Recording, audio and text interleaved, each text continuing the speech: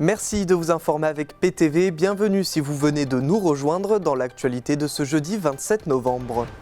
Hier soir, les jeunes agriculteurs de la Meuse ont accroché des croix de Lorraine devant chaque commune et chaque panneau en Meuse en guise de protestation. Depuis début novembre, la pêche est interdite au lac du Der, mais elle devrait reprendre ce vendredi 27 novembre. On a suivi certains pêcheurs lors du rempoissonnement du lac. Les travaux des nouveaux locaux de la police municipale de Chaumont vont débuter d'ici quelques semaines. Un bâtiment qui rassemblera, en plus des forces de l'ordre, l'ASVP et les vidéosurveillances. Un point rapide sur la météo dans nos départements. La journée sera froide mais globalement calme. Le ciel restera bien couvert avec seulement quelques éclaircies timides par moment. Les températures resteront hivernales, environ 5 degrés cet après-midi. Je vous le disais en titre, hier soir, les jeunes agriculteurs de la Meuse ont accroché des croix de Lorraine devant chaque commune du département. Un acte de mobilisation pour une grande partie du monde agricole. L'objectif est de dénoncer les accords du Mercosur, la politique agricole commune ou la taxe routière sur la RN4. On était avec eux hier soir, regardez. Couper, visser ou encore peindre avant d'aller déposer ces croix de Lorraine. Les jeunes agriculteurs de la Meuse et du canton de Gondrecourt-le-Château inscrivent sur ces dernières des slogans, dont un en particulier, « Résistance ». Une fois réalisées, elles sont chargées dans les voitures prêtes à être déposées devant les panneaux des communes. Un signe de contestation, car la colère gronde dans le monde agricole depuis des années. On revendique la même chose depuis un bout de temps, mais on tient bon, parce que c'est pas fini. Donc la PAC, le Mercosur, les taxes, donc notamment au niveau régional, la taxe routière. Nous, dans notre canton, dans le sud meusien, on est fortement donc dépendant de la voie rapide pour livrer nos céréales au port de Metz. Et donc ça pourrait encore impacter la filière sur un prix des céréales qui est déjà peu élevé à l'heure d'aujourd'hui. Il y a 2 ans, les panneaux avaient été mis à l'envers, l'année dernière complètement démontés. Cette année, ils sont recouverts. Les croix de Lorraine ont une signification importante. Donc là, on est sur une autre image que les cercueils, on est un peu plus positif. La croix de Lorraine, la résistance, la résilience, donc toujours un symbole, mais un symbole qui parle beaucoup. Bien que certaines revendications comme les difficultés administratives ou encore certaines interdictions sont toujours au cœur des problèmes pour les agriculteurs, des nouvelles y sont ajoutées comme la taxe sur les engrais. Ce soir, cette mobilisation est importante. On lâche rien, donc c'est vrai que ressortir des fermes alors que le gouvernement est instable, nous on est toujours là, on résiste et on ira jusqu'au bout des dossiers pour la survie de nos exploitations. Pour une bonne partie des jeunes agriculteurs, l'instabilité politique est un avis partagé. Il y a des nouveaux problèmes qui se rajoutent et aujourd'hui on se rend compte que c'est maintenant qu'il faut agir parce que le prix des céréales est au plus bas, le prix des engrais au plus haut et on va encore nous remettre des taxes. Et en face, on doit jouer avec on doit jouer avec les autres pays alors qu'on n'a pas les mêmes normes, quoi. Vu le gouvernement actuel en France, les problèmes agricoles, ils passent en dernier en ce moment, je pense. La mobilisation ne s'arrête pas là. Mercredi 3 décembre, ils seront à Bar-le-Duc pour continuer les protestations. Depuis le 3 novembre dernier, la pêche est interdite au lac du Der, en Marne et en Haute-Marne. Un prolongement de l'arrêté préfectoral a été pris le 20 novembre pour le lendemain, mais la pêche devrait donc reprendre demain, le vendredi 27 novembre. Un soulagement pour les pêcheurs, mais également une impatience. On les a suivis lors du rempoissonnement du lac du Der. C'est une activité qui n'est plus possible depuis plusieurs semaines et pourtant les pêcheurs attendent impatiemment la réouverture. Depuis le 3 novembre, des arrêtés préfectoraux interdisent la pratique de la pêche.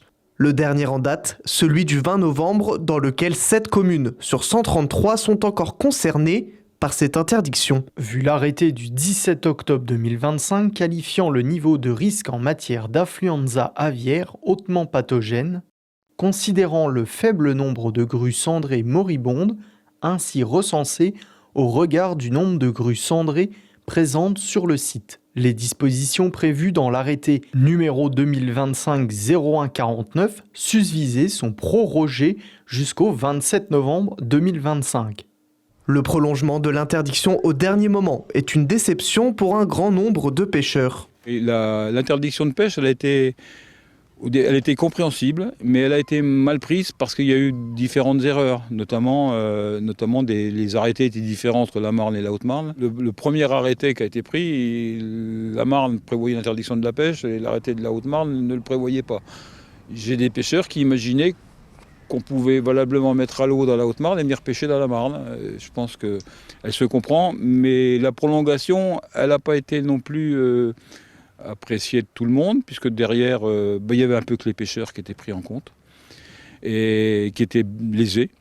Et puis voilà, je crois que c'était important de le dire et de le signaler. Je crois qu'on s'est senti un peu mal aimé et pas beaucoup associé.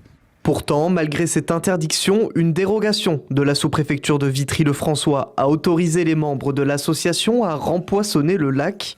Ce matin, une dizaine de bénévoles étaient présents pour aller mettre les poissons dans une zone protégée afin qu'ils aient le temps de s'adapter et de ne pas se faire prendre rapidement par les pêcheurs. Cela devait impérativement se dérouler cette semaine. Le pisciculteur qui nous approvisionne en poissons, notamment les cendres aujourd'hui, les avait dans ses bassins et puis il fallait absolument qu'ils soient livrés dans le cours de la semaine. Donc on est intervenu, on a demandé avec des règles spécifiques à appliquer, notamment la désinfection des bateaux, etc. Donc il n'y a pas de problème, on en est particulièrement conscient. Et puis donc on a obtenu cette autorisation spécifique pour réempoissonner en cendres. Alors pourquoi en ce moment ? Parce que les étangs des pisciculteurs sont pêchés sur l'hiver, notamment plus fin octobre, novembre, décembre. Et puis c'est la bonne période, on va dire, pour le réimplanter, puisque les eaux sont froides. Il va y avoir dans 2 mois, ça sera la fermeture officielle. Et donc il va être particulièrement tranquille et il va être protégé. En tout, 1 tonne de cendres a été déversée dans l'eau. Pour Régis, comme pour beaucoup de passionnés, 4 semaines sans pêche est une période très longue. Alors la réouverture est attendue avec impatience. Là, je pense qu'il va y avoir beaucoup de monde ce week-end.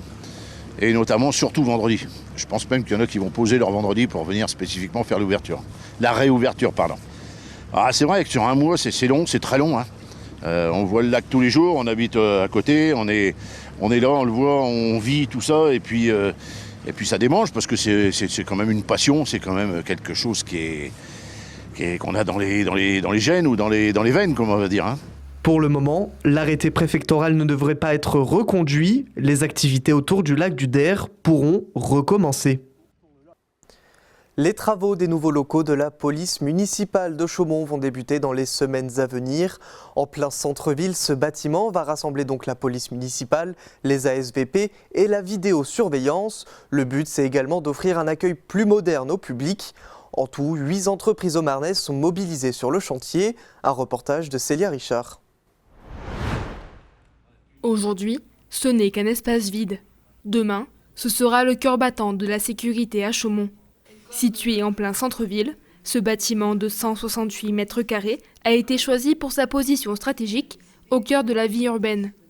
Dans les semaines à venir, les travaux des futurs locaux de la police municipale vont commencer. Ce projet vise à rassembler tous les acteurs de la sécurité et de la fonction publique, police municipale, ASVP, vidéosurveillance et bien sûr l'accueil du public. C'est un projet de grande ampleur à l'échelle de la ville de Chaumont, puisqu'actuellement l'équipe en cours de constitution de policiers municipaux est logée dans l'hôtel de ville, ainsi que les agents de surveillance de la voie publique. Bon, ce sont des conditions assez difficiles pour eux, et en même temps pour l'accueil du public. Donc la volonté du maire a été de leur dédier des locaux beaucoup plus spacieux, beaucoup plus cohérents, et beaucoup plus fonctionnel de toute façon, où ils vont pouvoir travailler.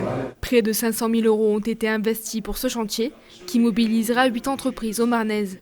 Les phases d'études et d'appel d'offres sont désormais terminées, et les entreprises ont déjà réalisé plusieurs opérations préparatoires, purge des locaux, montage de cloisons et travaux de démolition légère. Ces dernières sont en train de finaliser leur plan d'exécution pour que l'architecte puisse faire la synthèse et organiser le chantier. Donc les travaux principalement consistent à faire des opérations de réaménagement intérieur, puisqu'on remobilise les surfaces pour d'autres usages. Ensuite on refait une mise en conformité électrique complète, d'éclairage, complète aussi. On change les menuiseries extérieures parce qu'elles sont datées et elles ne sont plus très performantes. Et puis on change également tout le système de chauffage qui était une petite chaufferie que l'on remplace par un système de pompe à chaleur avec un système de ce qu'on appelle de VRV, c'est un système de chauffage qui peut faire aussi du rafraîchissement en été. La livraison du bâtiment est prévue pour juin 2026, offrant ainsi un espace moderne et coordonné pour tous les services de sécurité. Soit on sera tous regroupés, on aura les ASVP avec nous, on aura aussi des bureaux de rédaction. Le CSU sera aussi à part, donc ce sera un petit peu plus sécurisé pour le CSU. Et non, franchement, ça va être bien. Le plus, c'est d'être vraiment tous regroupés. Là, actuellement, il n'y est pas. Et voilà, que là, on va se voir continuellement dans la journée, aux différentes heures, mais on aura tous sur place au même endroit. Ce projet constitue une étape clé pour renforcer la présence et l'efficacité des services de sécurité dans la ville. À Chevillon, l'usine Championne assure la pérennité de son activité. Spécialisée dans la production de champignons de Paris et de pleurotes, l'entreprise a connu une croissance rapide au point d'atteindre ses limites financières. Pour lui permettre de continuer son développement, une société d'économie mixte immobilière a été créée afin de racheter le site et de le mettre à disposition via un crédit bail. Les détails avec Janice Gallard. Une manière de pérenniser l'usine. Depuis maintenant 2 ans, l'entreprise Championne, située à Chevillon et constituée d'une centaine de salariés, produit des champignons de Paris ou encore des pleurotes pour les fournir à la grande distribution. Pourtant, il y a quelques mois, la société risquait la fermeture de son site. La cause, une crise de croissance rapide qui ne permet pas la continuité du développement due à des limites financières. Pour les aider, le Grand Saint-Dizier d'Air et Vallée crée la société d'économie mixte immobilière du Grand Saint-Dizier en partenariat avec la CCI Meuse-Haute-Marne et le groupement d'intérêt public 52. Ces derniers vont acquérir le site industriel et le mettre à disposition de l'entreprise Championne via un contrat de crédit bail. Cela va permettre à la société, par exemple, de remettre l'investissement en route, créer 9 chambres supplémentaires ou encore créer un pôle unique pour la pleurote. On produit entre 5 et 6 tonnes de champignons par jour et on a autant de commandes qui nous arrivent derrière, malgré les freins que l'on met.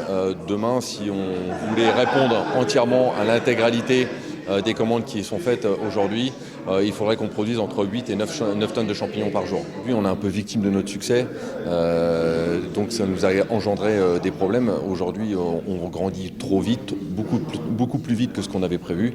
Donc aujourd'hui, ça nous crée des difficultés financières. Aujourd'hui, la création de la SEM va nous permettre de nous donner de l'air libre et puis de pouvoir continuer notre développement pour pouvoir arriver et répondre à tous les acteurs qui nous sollicitent aujourd'hui pour le champignon français. Vous pouvez retrouver toute l'actualité en continu sur notre site internet puissancetelevision.fr et notre application mobile. Juste après, vous avez rendez-vous avec l'invité du jour, Éric Guerre et Pierre Le Gallo, qui nous parlent de leurs ouvrages en commun à l'occasion de la fête du livre à Chaumont. Mais tout de suite, on fait un point sur la météo.